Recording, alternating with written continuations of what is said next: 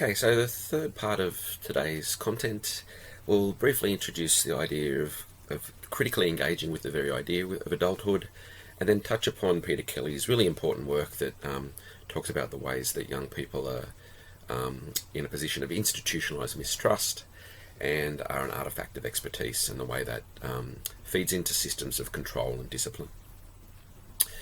So firstly, I've just touched upon already about how the youth transitions research and literature kind of challenges the idea of adulthood today, in the sense that many of those key markers are not ticked off until much later in life, and sometimes if at all. So, this has brought into question kind of sociological critiques of the very idea of adulthood, and maybe the concept of it in and of itself needs to be kind of reworked and reinvented to kind of, I suppose, update it for contemporary times. If it's still defined on, owning your own house and having a full-time job, and, the majority of the population doesn't have that, does that mean that, there's a bunch of 40 and 50-year-olds out there that aren't adults? Well, that's kind of absurd, right? So therefore we need to kind of, I suppose, rework those definitions. So Kate Crawford's work in particular has been really important here, and so has Harry Blatterer's work down in Sydney, who talk about how these traditional markers, are further dispersed throughout the life due to very real economic, social and political changes. And we can also think a little bit about, what it means to be an adult today. I mean, I know lots of apparent adults, and a lot of them don't appear to be all that responsible. They often appear to be very irresponsible. And I suppose it depends on how you want to kind of define responsibility. So, again, the very idea that adults are responsible has become normal. Just same way that, 16-year-olds shouldn't have the vote because they don't understand about politics, where apparently adults do. Well, again, you could probably really question the legitimacy of that kind of argument. So, Clive Hamilton, who's done a lot of work in the late 90s, early 2000s around consumption and around economic growth, and how that's a real problem rather than a panacea for our social problems, talks about, maybe we need to rethink about what it means to be normal. Is adulthood getting into a huge mortgage debt and getting married because you think you have to, and being trapped in a job that you hate to buy stuff that you don't really need to impress people that you don't like? So those who have done, consumption in everyday life, Soccer 3666, would have kind of come across those kind of arguments before. So there's a whole bunch of moral panics around this, growing up, and, about how young people seem to not want to grow up and any irresponsible and all that kind of stuff. It's happened all the way back, seemingly back to Aristotle. Aristotle was writing about how the younger generation today were irresponsible or whatever. In recent times, it's been particularly positioned around social media, and also around the labour market, where kind of this absurd situation where young people are blamed sometimes for not having jobs that don't exist, or blamed for not being loyal to companies when, the labour market very much is not loyal to anyone in particular. So we can also see it around things like the rise of the terms such as kidult and adolescent. And again, there's a kind of, I suppose, pernicious blaming of young people here for, not growing up and not getting married, and putting these things off till later in life until they are economically secure. And kind of, again, it seems to be a comparison to the norms of previous generations are applied to current generations, and they just don't really fit anymore. So again, this new adult, is maybe not someone that's going to own a house, and not someone that's going to have kids by the time they're in their mid-20s, and, maybe will never have a full-time job because they're simply not available anymore. So I've mentioned quite a bit already that the very notion of the transitions metaphor is being challenged, and if it's increasingly the norm for those things not to happen early, there's been new terms to think about this, such as belonging. As the world becomes more uncertain, more precarious, finding a kind of place to belong where you feel comfortable and satisfied is increasingly difficult. So this kind of precariousness and ambivalence is increasingly the norm, and so people are kind of, I suppose, struggling to create some ontological security and some belonging. Another term is becoming, that young people in the sense of becoming adults, but again that is kind of a lot like transition in many ways as well. That the sense that if those markers of adulthood aren't happening till later and later, then we're constantly becoming an adult.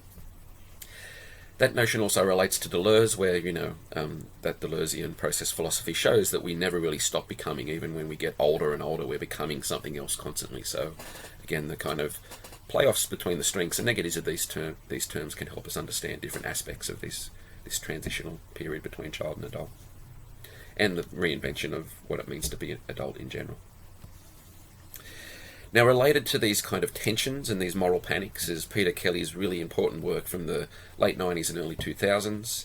Really important work within youth studies, this, because it also casts a critical eye on our own discipline as well. It's kind of reflexively critical of what youth studies does. So it's very positive around many aspects of it, but also points out that in some ways youth studies research could be used to kind of create forms of governmentality, and I'll get into that a little bit more in a minute. So Peter Kelly's work is very much influenced by Foucault, and he talks about how young people are pretty much consistently positioned in society in a position of institutionalized mistrust. That most societal institutions are suspicious of young people and don't treat them with a lot of respect. And this is kind of, I suppose, developed a whole bunch of anxieties around young people, particularly the way that adults have these anxieties about young people, about parents worrying about their children having a good life, teachers worrying about students passing and getting good grades, youth workers, health workers, and so on, having these various anxieties around young people. Now, these anxieties spring often from good places. They want young people to have good lives and be good citizens and to make the right choices and the likes. But what these kind of anxieties seem to end up producing is a whole bunch of positions of mistrust, and ways that young people then become controlled through this kind of notion that they're the artefact of expertise. So, teachers are experts on young people, politicians are apparently experts on young people, media practitioners are experts on young people, sociologists are experts on young people, and this constant kind of writing about young people is a way of controlling them, I suppose, through these frameworks. This is disciplinary measures that kind of then influence the way young people are regulated. So this speaks to the notion of governmentality. Governmentality is the way that we, I suppose, engage with expert discourses to try and create a way of life, to try and be good, to be healthy, to be, a good student or whatever. But this also means that we end up being disciplined through those knowledges. In this Foucauldian sense, the more we know about young people's lives, the more they're exposed to discipline, the more they're controlled. And in this way of thinking about it, young people as an artefact of expertise become things to be shaped, moulded, helped, fixed, protected, and the like. So, of course, the notion of risk here is really important to thinking about this. On a general sense, there's a kind of anxiety about the risks young people face, whether that's, too much drinking or driving cars too fast, or, taking those kind of physical risks that young people do. Also, the risks involved in that transition from education to work, about making the right choices. Then there's a whole bunch of kind of risks around young people apparently being deviant, whether that's taking drugs or having sex or getting pregnant, or even, committing crimes, doing graffiti, all this kind of stuff. There's and I could keep going on there. There's even more of that kind of stuff. These kind of become the key ways that young people are thought about in society. That they're risky in some respects, that they take risks, but they're also at risk and they need to be protected from risk. So risk becomes a concept that these anxieties about young people are, I suppose, viewed through. So Kelly talks about how much of these anxieties and these institutionalized positions of mistrust end up being turned into what he calls risk definitions. And there's a kind of, on the next page, there's a whole bunch of those, like, attention difficulties, family disadvantages, conduct disorders, lack of preschool education, low cognitive development, disciplinary problems and peer rejection at school, truancy, suspension, expulsion, leaving school early, academic failure, teenage fertility, physical and mental ill health, substance abuse, early and prolonged experience of unemployment. Now, that's a big list, and I would say a lot of young people experience those things. I know I, could probably tick off a couple of them myself from when I was at high school or whatever. So the problem here becomes is that as these lists of at-risk kind of factors grow, they become more intrusive into young people's lives, I suppose. So they're then constructed at risk and become kind of ways to, there's different methods and different phenomena then to try and govern young people, to self-regulate them to be, the good student or not, break the rules and that kind of thing. So again, this plays off against those tensions about young people never growing up, but also, being adults at like 8 years old or whatever. So these become what's called risk management practices. There's a bunch of surveillance and coercion placed on young people, a whole bunch of regulations that relate to Foucauldian notions of disciplinarity and sovereign power. Now again, these often are coming from good places. They want young people to have good lives, and, often these processes can have really positive effects on young people. But it's also in many respects a big risk in and of itself to be labelled at risk. Because as we know through labelling theory, that if you're labelled, in a certain way, that label often sticks. It becomes a kind of form of low status, a way of people judging you, of putting you into a particular place. And it also can mean that if it happens at an early age, that young person can then develop and be socialised in a way that they take on that very label themselves, and it becomes part of who they are and the way that they think about themselves. So these risk management processes have both affordances and positivities, but also risks and negativities. So you can see there the kind of risk factors that I was talking about earlier on. And the problem here is that it becomes quite quantitative. The way that many of the kind of youth work and social work and criminal kind of social work places in particular work is there's a kind of ticker box exercise going on here that kind of, measures these things, and often, it's much more qualitative and subjective. But once you kind of tick off enough of those things, you become under the surveillance of the state, and this massively increases the chance of, being put into one of those negative categories, I suppose. There's a whole probabilistic logic to these risk categories. It's what a sociologist once called risk factorology. There's a kind of, predicting of the future based on these kind of things that are happening now that might not play out, but may come into play if people are labelled in that way. So it relates a lot here to this notion of governing through freedom that has been developed through Foucault's work. That in many of our efforts to become more healthy, to become cool, or to become whatever, we actually kind of discipline ourselves. And young people in many ways are in these institutional positions where they're forced to discipline themselves to become, I suppose, that, to try and become that neoliberal self. Kelly also talks a lot about this, how there's a bunch of technological surveillance of young people in all different facets of their lives.